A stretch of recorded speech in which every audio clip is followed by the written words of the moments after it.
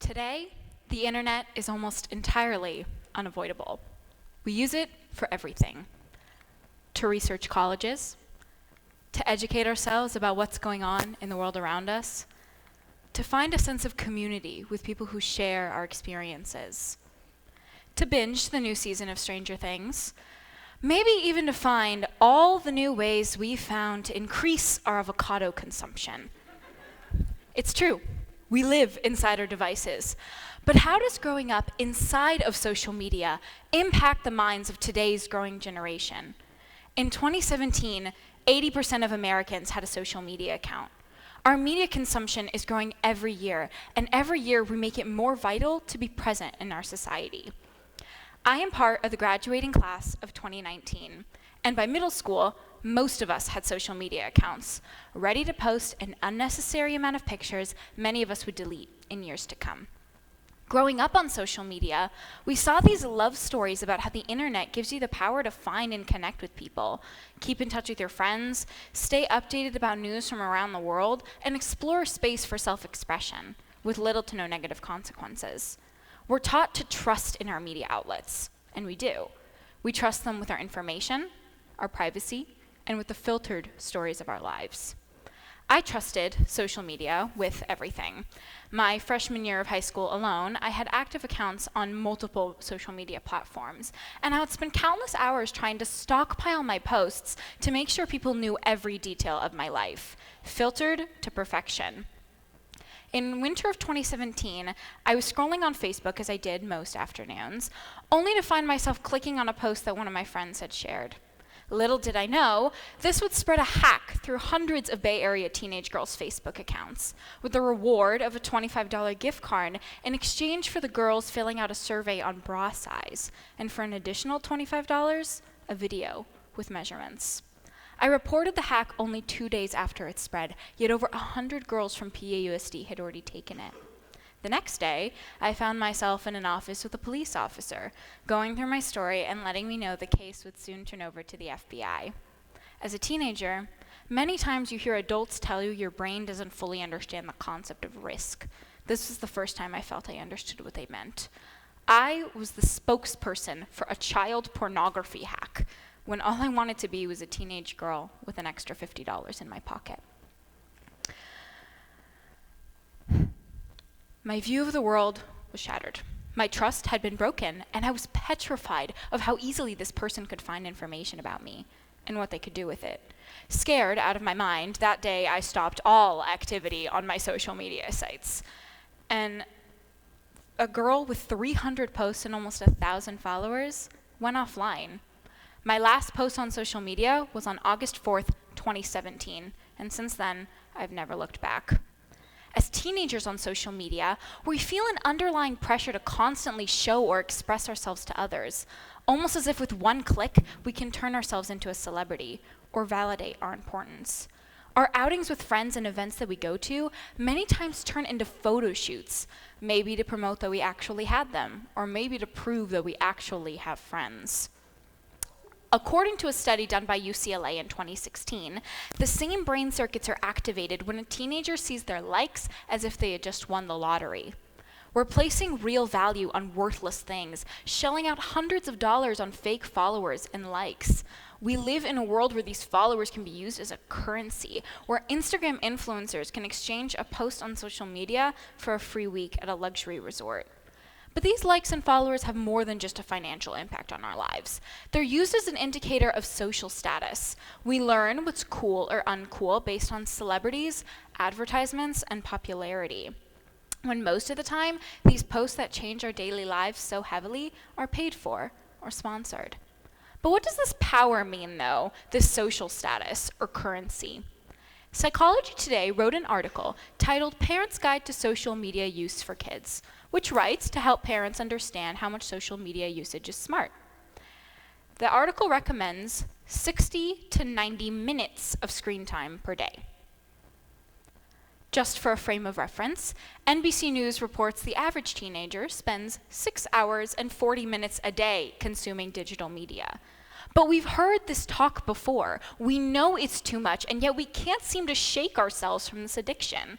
And when some of us finally do, there's a stigma.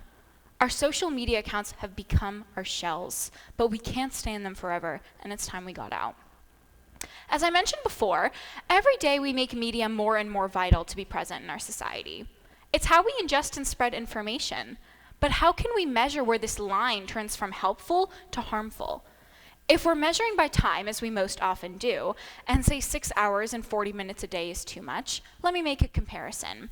Swedish psychologist K. Anders Ericsson proposed that it takes roughly 10,000 hours to become an expert in something.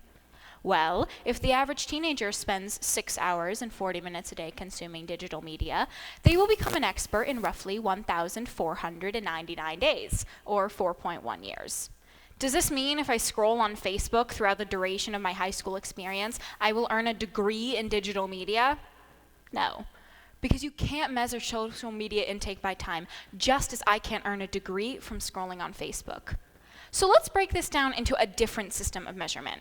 Looking at it simply, we have two big categories: media for digestion and media for sharing. We'll get to sharing next, but let's start with digestion because that can mean so many things. When looking for media for digestion, we're looking at media that's one-sided. You, as the viewer, look and receive information from the source. And let me list 4 of the major ones. We have movies, which is where TV shows and movies, which is where we get Netflix. Video clips from sites like YouTube. News and blogs, whatever the platform may be. And pictures, which is where we get apps, such as Instagram or Snapchat. Now, digestion of media is normally pretty easy to filter, as with most of these, we have a choice as to what we click on, read, and watch. Moving on to our second section, we have media for sharing. We have the technology to share pretty much anything we want right now, and many of us do. Through blogs, pictures, comments, stories, videos, and many of us do, very commonly to stay relevant or share information. Media for sharing is media we intend for other people to see. Now, we've defined our categories, and our solution starts with one word: filter. Filter the media you consume just as you would for clothes you'd buy online. Filter what you consume based on how it impacts you and what you need it for. Maybe for you, it means cutting out the news notifications from your phone because they give you anxiety. Maybe it means unsubscribing from certain companies or blogs. Maybe it means no longer watching a show or a YouTuber because it's not healthy for you. It's knowing not to trust everything you see and checking facts when needed and taking in only what's important. It's about filtering all these negative impacts so we can continue to enjoy media without harming ourselves, as many of us do time and time again. Now continue to filter until you're satisfied with what you're consuming, and then take it a step further and begin to unfilter yourself. Today, we are more likely than ever to want to share on social media, and it should absolutely be our first step when analyzing how much we let it affect our lives. Every day we pump more and more information into social media, but the information we're sharing is the problem. I return to my previous statement. Teenagers love to validate themselves through social media, and we do that through filters, angles, and a smart usage of props and settings. We're eager to prove to everyone around us that we are superior, special, and most importantly, something to keep clicking on.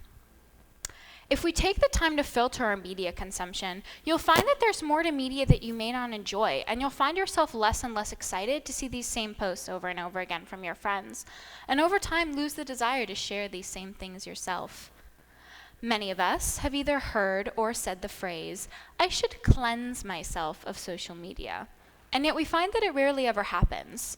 You see, the word cleanse means to make something thoroughly clean. When we clean something, we remove all evidence that what we have just cleaned was ever there. But what we're failing to understand is that you can never really clean yourself from social media. Our pictures and the messages they send are out there forever, even after we've deleted them. Every time we post on social media, regardless of whether we want to or not, we're contributing to this database of who we are and how we feel. And we take and borrow this information from others and use it to prove we too are part of this group, to prove our importance. Now, not all posts and sharing is necessarily a bad thing. This past summer, I was lucky enough to spend a month in one of my favorite places in the world, an arts academy in Southern California, where I would get to study art and visit some of my best friends. As most of us live in many parts of the country, we keep closely in touch through social media, and I'm lucky to say these people are still some of my friends today. On July 25th, 2018, an arsonist ran through the woods of Idlewild, California in Riverside County and began what we now know as the Cranston Fire. The Cranston Fire spread more than 8 miles long, and the entire campus had to walk for over an hour while trying to contact our families to let them know we were safe. We were 0.2 miles from the Cranston Fire, and for a week, we stayed in shelters, motels, and some of us were lucky enough to stay in friends' houses in the area. We were lucky we were all on social media. We quickly all found each other and were able to send updates, pictures, and information while being so spread out. Without social media, our group would have panicked. But we were lucky. We called out for help, and with the help of some amazing people who listened to our posts, we were able to make a safer environment for a lot of scared students. If you take the time to filter your media consumption, you'll find that there's more to media that you may not enjoy. However, if we begin using social media in a smart way, by knowing what to filter and what to share, you'll quickly find yourself looking with a critical mindset rather than casual scrolling, and maybe end up with some new amazing information you didn't have before. If we take the time to filter these media consumptions, we'll find ourselves slowly being able to form a healthy relationship with our social media and begin to use it in a way many of us can't understand yet.